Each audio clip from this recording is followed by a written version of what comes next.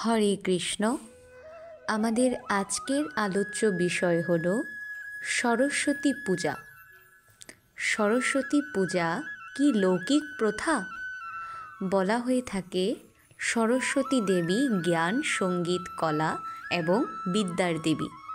ব্রহ্মবৈবর্ত পুরাণ অনুযায়ী গোলকে শ্রীকৃষ্ণের কণ্ঠদেশ থেকে দেবী সরস্বতী আবির্ভূতা হয়েছিলেন। তবে ব্রহ্মা যখন জড়জগতের সৃষ্টিকার্যে ধ্যানস্থ হন, তখন ব্রহ্মার শরীর থেকে প্রকাশিত হয় দেবী সরস্বতী। তখন ব্রহ্মা সরস্বতীকে নির্দেশ দেয়, তুমি বাকশক্তিরূপে লোকের জিহ্বাতে অবস্থান করবে এবং ব্যক্তির বাসনা অনুযায়ী তাকে পরা ও অপরা বিদ্যা প্রদান করবে।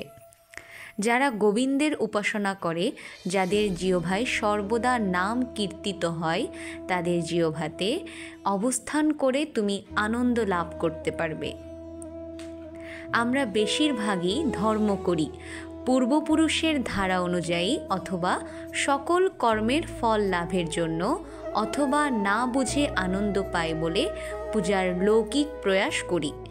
এ ধরনের প্রয়াসের ফলে মনের শান্তি অনুভব হয় বটে, কিন্তু তা কি আমাদের বিদ্যালাভের প্রকৃত উদ্দেশ্য সাধিত হয়?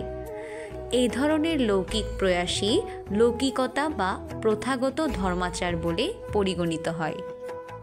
আমরা হয়তো বেশিরভাগই লৌকিকতার কারণেই পূজা করছি, কিন্তু কিভাবে ধর্মাচরণ করলে বা পূজা করলে লৌকিকতা মুক্ত হয়ে প্রকৃত অর্থে বিদ্যা লাভের পথে এগিয়ে যেতে পারব, সেইভাবে এগিয়ে যাওয়া উচিত। প্রার্থনা বলতে শাস্ত্রে বলা হয়েছে, প্রার্থনা হলো এমন একটি কার্য যার দ্বারা একজন ব্যক্তি তার মন ও চিত্তকে ভগবানে অথবা দেবতার কাছে নির্দিষ্ট করতে পারে।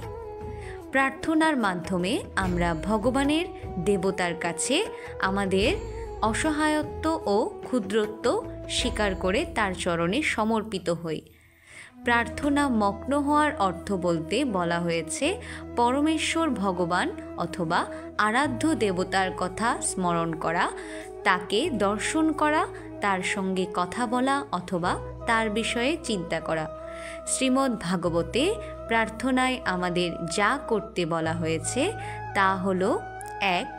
তার মহিমা কীর্তন, 2. কৃতজ্ঞতা স্বীকার, 3. হৃদয়ের আকুলতা এবং 4. ক্ষমা প্রার্থনা। প্রার্থনা আমাদের হৃদয় থেকে উচ্চারিত হওয়া উচিত।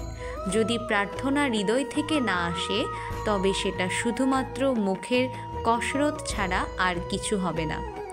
প্রাথমিক অবস্থায় হৃদয় থেকে প্রার্থনা করা কঠিন হতে পারে, তাই ভগবান অথবা দেবতার কাছে আমাদের বিনীত হওয়ার অক্ষমতার জন্য অনুতপ্ত হয়ে বিনীত প্রার্থনা করা উচিত।